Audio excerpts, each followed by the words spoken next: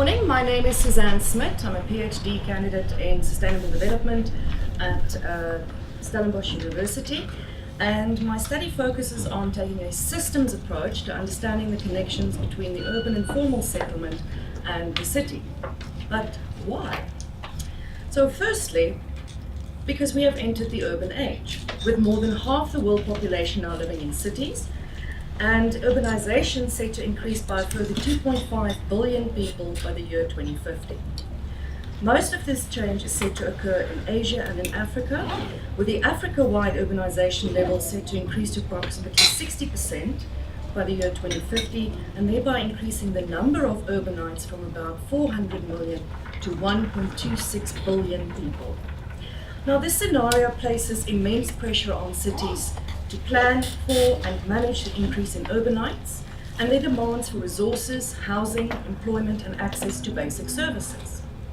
But many cities, especially those in the developing world, are unable to cope with these demands. And these factors, combined with other issues such as weak governance, inequality, and mass unemployment, have left millions of people to rely on the informal sector for their employment and housing, leading to the emergence of slums or informal settlements. Currently, more than 880 million people in the developing world are living and working in slums. In Africa, for example, this equates to about 61% of the urban population. And sadly, the projected increase in urbanites will also, the majority of them will also end up in these spaces. Now, at the same time, global challenges such as climate change and resource scarcity mean that cities now also have to be green and sustainable. And this has been promoted through, for example, SDG 11, which speaks to sustainable cities and communities. Now, sustainable urban development is arguably one of the more pressing global challenges for the 21st century, while the notion of urban metabolism has become fundamental to the planning and development of sustainable cities and communities. Now, urban metabolism has been defined in various ways, but in essence, it is used to describe and analyze the flow of materials and resources such as energy throughout a city. Now, given the prospect of increasing urbanization and resource scarcity, we need to understand cities as complex systems. And while urban metabolism has been described as taking a holistic view, encompassing all of the activities of a city in a single model, these studies tend to give little to no attention to urban slums. And this therefore becomes a blind spot, which reduces the quality and accuracy of our knowledge and understanding of how the city system functions as a whole. Now, such limited analysis, of course, is problematic, as it does not account for the full current or future demand for services, energy, and other resources that the city needs to plan and provide for. But let's return to the notion of a slum for a moment. What is a slum? Now, the UN describes a slum as the physical and spatial manifestation of urban poverty and intra-city inequality. A slum household is also recognized as lacking any one of the following criteria: access to improved water, access to improved sanitation, sufficient living area, durable housing, and secure tenure. Now, what we miss here is the dimension of energy, which in the African context is problematic, as only 43% of Africans have access to electricity. Generally, slums are also analyzed along the following dimensions, including physical, social, and legal characteristics. And while these dimensions are highly valuable, they are also limited, particularly as they don't capture the societal and environmental aspects needed for sustainable and equitable urban planning. They also don't give us insight into the material and resource use of slums.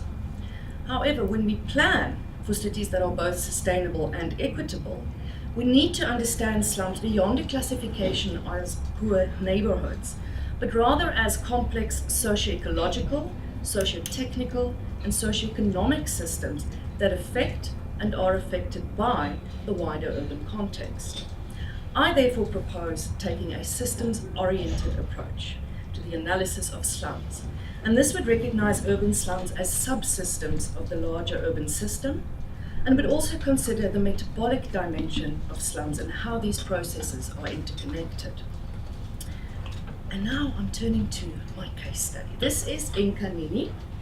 It is based about 4 kilometers outside Stellenbosch. The word Imke means to take by force, and it was established really as an unintended consequence in 2006, after the municipality went to the neighboring formalized settlement and evicted the backyard shack dwellers. So initially there were only about 23 families that came over. But during that year there was also a very big fire on the mountainside of what used to be forest land, and with the trees being cleared, the settlement rapidly started to grow. The municipality initially wanted to evict these people, but because the settlement was growing so quickly and they took their time about it, the settlement grew too large. So the original number that was agreed by law that they could evict was now very small in comparison to the reality of the settlement. Imke also has no direct access to grid electricity, and also when the municipality did their enumeration report in 2012, they found that there was about approximately 4,000 inhabitants. When I did my study in 2015, the population had doubled. But not only that, the demographics have changed completely in the household types as well. So initially there used to be more single male adults, and by 2015 there were a lot more families with households even up to 7 people in a 2 square meter space. So here I applied 2 systems-orientated methods. The first is a multi-scale integrated analysis of the societal and ecosystem metabolism approach. This was developed by Pedro and is based on Jagesco Rogan's flow fund model. And the other method is community-based system dynamics as developed by Hoffman. So PhD involves several steps, but I mainly focus on the first 2. And the first step involves describing what the system is in terms of funds. Now these include human activity, which is measured in time, so I used a time use study. And this also enabled me to understand what some of the informal economic activities were, because generally these would not be captured other than through the time use study. Exosomatic devices take the form of technology and infrastructure, and Ricardian land is measured in terms of land use. And here I used participatory mapping and GIS to understand the layout and where certain businesses and other services were located. The second method involved community-based system dynamics. So PhD gave me a qualitative overview of the settlement, and from this I was able to understand that there were definitely issues around energy choice and energy access within the community. And I wanted to understand that more, so I held a 3-day workshop, and each day was dedicated to a different energy user group. The first was those using solar, so there is a small solar setup that some of the households have taken up. The second group are those who do have some form of electricity in the form of indirect connections. So they connect to the neighbors in the formal settlement. For those connections to occur, they have to have a good relationship, and there's a lot of trust, but there's also a lot of exploitation, as there's no way for them to measure what their actual energy usage is. And the third group, of course, use traditional fuels such as paraffin and gas. So this allowed me to ask them questions about why do they use the fuels that they use? Is it just about affordability or access, etc.? And something interesting that came out from this is that 2/3 of the solar users did not consider themselves as having access to electricity. The other user groups did also not consider solar as electricity. And in fact, they were quite resistant to the uptake of solar in the community. And this was a peculiar and interesting fact emanating from the research. But having spoken to people and understanding their context, they explained that the problem was that they saw solar if they took up solar, this would prevent them from eventually gaining access to grid-connected electricity. So for them, electricity in the form of grid connections is a form of legitimization. And this is then the barrier to solar rollout to the rest of the community. So what are some of the possible outcomes? So one of the first things I had to grapple with, of course, is the literature around slums or informal settlements, and using the basic definitions to understand that there are basically 4 different types of categories. But in the South African context, I also felt that it's important to take the context and political history of the country into account. So the idea of legitimization or legitimacy of a particular settlement then also came into play, and that led to a 5th category. So my research currently focuses on one category, which is the illegal squatter camp, which is illegal, unplanned, and illegitimate. They are, of course, in the process now of becoming legitimized, so they will be evolving into something else. The data also clearly gives us a database on demographic data, human activity, which scopes everything from paid and unpaid work, physiological overhead, leisure and social activities, education, and time spent excuse me, on travel. Now, with this kind of data, we can then understand what is the mobility of this community within the town. And from the data, they are a net supplier of labor to the rest of the community. They have no real transport links, so a lot of them just walk or cycle to work. But some of them also have to travel very far, especially the children, in terms of education. So immediately we start seeing some of the policy implications from this data in terms of transport linkages and bringing services closer to the community. The study has also formed a baseline for a comparative analysis with 2 other African slums. The first is in Mathare in Nairobi, Kenya, and the second is in Kasubikawala in Kampala, Uganda. And that work is still ongoing at the moment. We also have a master's student working on now the next settlement type. And the idea is not to come up with exact numbers, but to start to see if there are trends in these different types of settlements in terms of their resource use. And the GIS obviously gives us that aspect of understanding what is the infrastructures here, what are the services available, because all of these type of things feed back into what is the social capital that's being given to this community. So, given the context of increasing urbanization and resource scarcity, and given the proliferation and persistence of the slum phenomena, and given the need to plan for cities that are both sustainable and equitable, we need to understand the material reality of slums and their role as complex subsystems that affect and are affected by the wider urban system. Furthermore, we need to challenge our conceptions and assumptions about slums and their inhabitants and engage in real-world, bottom-up research that portrays the material reality of these spaces if we ever want to achieve affordable, reliable, sustainable, and modern energy, as well as sustainable cities and communities.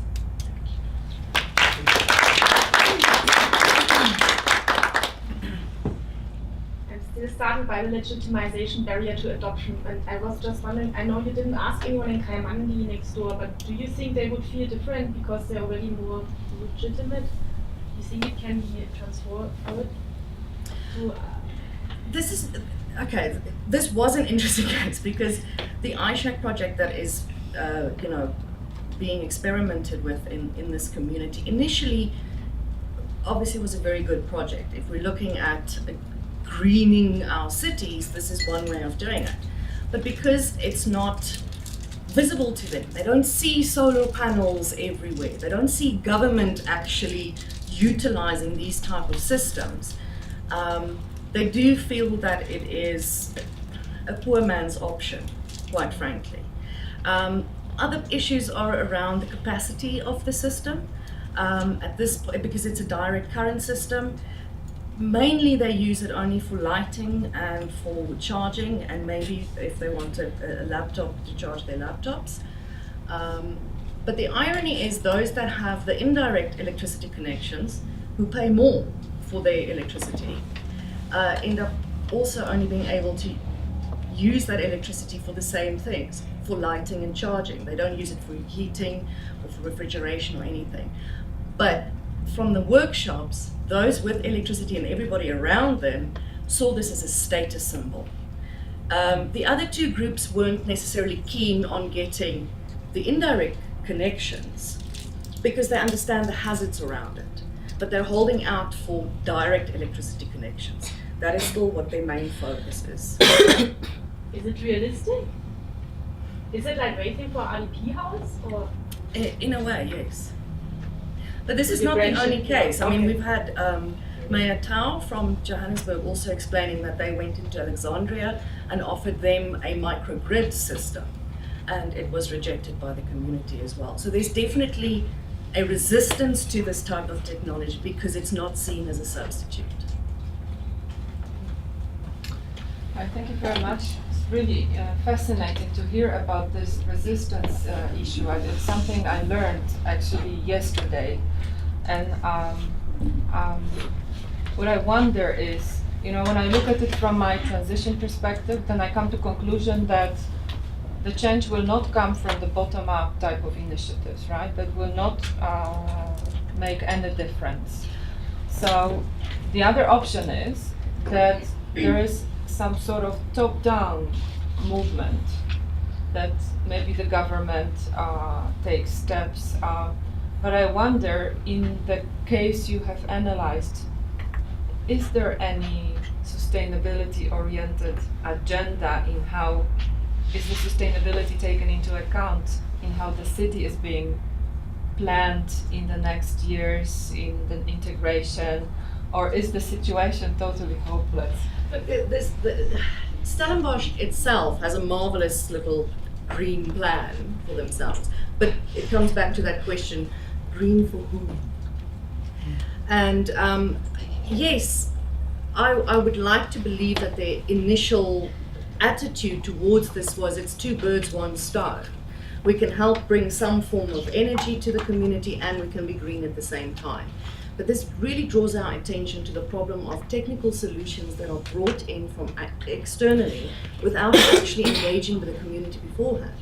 If they'd addressed these fears and these concerns, or even just up the capacity of the systems, then perhaps their perceptions would be different. But this is a general perception. Thanks, very interesting presentation, quite complementary to what I'll present in the afternoon. And yeah, I guess we already started exchanging. I look forward to more exchanges. My question in regard to is it an intervention that an NGO brought to the community? And I was just wondering, did they really resist it completely, or did they sort of take it in and use it? Because in most cases these interventions are free of charge, it's free. Not okay, so it is an NGO that brought it in. Mm-hmm. And it's not completely free because they're trying to run this as a business model, but a feasible business model for these type of spaces. But again, as I said, the limitations are the capacity is very low, and then people are limited to the type of appliances that they can get, and they can only get it from this company. Mm-hmm. So there's a limitation in choice. But it really is a difficult one. About 30% of the Nkanini population do have the solar, and one of the ways that they were able to reduce the price was to negotiate with the municipality, because in South Africa everybody is allocated a certain amount of free electricity. So even if you don't have access to electricity, then you're not benefiting from that policy. So this NGO then spoke to the municipality and said, okay, well, for these people who actually sign up for the solar, can we use that subsidy that they would have gotten for electricity to bring down the price? But that again created further tension within the community and led to violent protests, because now it's seen as, well, they're getting money, why aren't we getting money? So again, this whole lack of engagement has created a lot of problems. Okay. Yeah, just then a follow-up question on that, because for me, I decided to kind of compare the different alternatives that are available. And I'm just curious, what are the other alternatives, and why do they kind of feel like there are other alternatives that are more superior or more meaningful on the everyday life basis? And which ones are these in comparison? It basically boils down to grid electricity. To Look, grid electricity. it's not that they're far from grid. Okay. They're adjacent to the formal settlement next door. And they have And at the bottom border, there are factories. Okay. So, distance is not a problem here. So the idea would be for them not to cut off the grid electricity and move to solar. That's kind of the No, focus. because the formal settlement already has electricity. They Oh. only have solar water geysers. That's the only form of green tech that they've adapted for these RDP homes. Oh. Yeah. I have a probably stupid question. But are these solar technologies coupled with a storage device or something like that? Because if not, the benefits that come from grid energy, electricity, and solar electricity are quite different. So you cannot use that during the night. That's simple. They do have a small battery as well, but people do again complain that they don't get enough charge because on cloudy days or whatever they're not getting that benefit and they run out.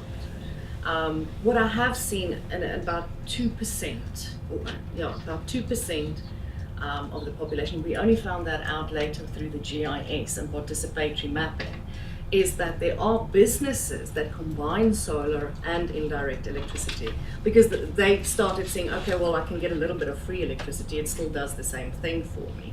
But at the household level, there's a different perception around that. And have you seen a correlation with the level of education and so on? No, we didn't look at education. This barrier. We didn't look at education levels, but it's pretty even throughout the community. So I would say no, there's no real difference.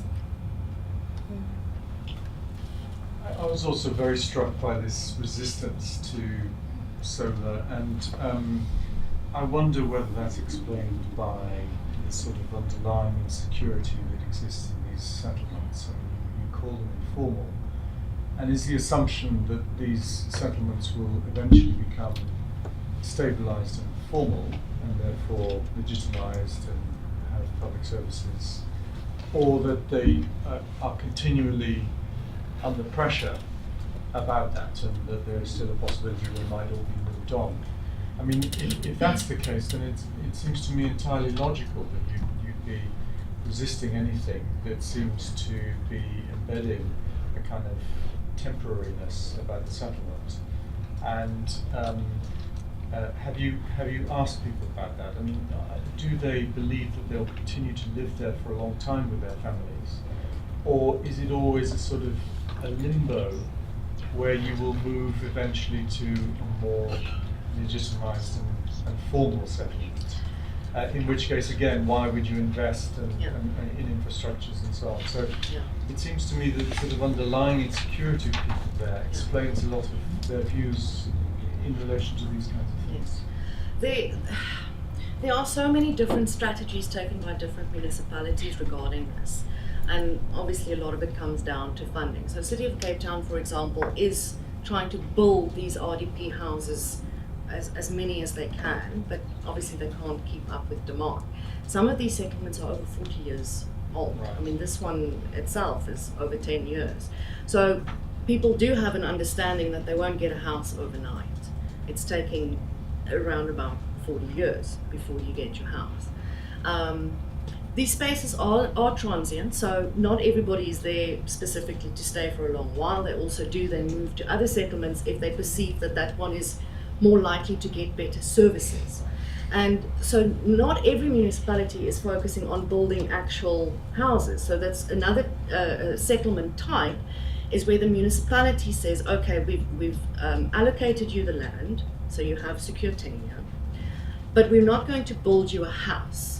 So your actual dwelling will remain informal, but we will provide you with grid electricity and with water and sanitation services. So there's different settlement types, and it all comes down to budgets and time frames. And Thank you very much.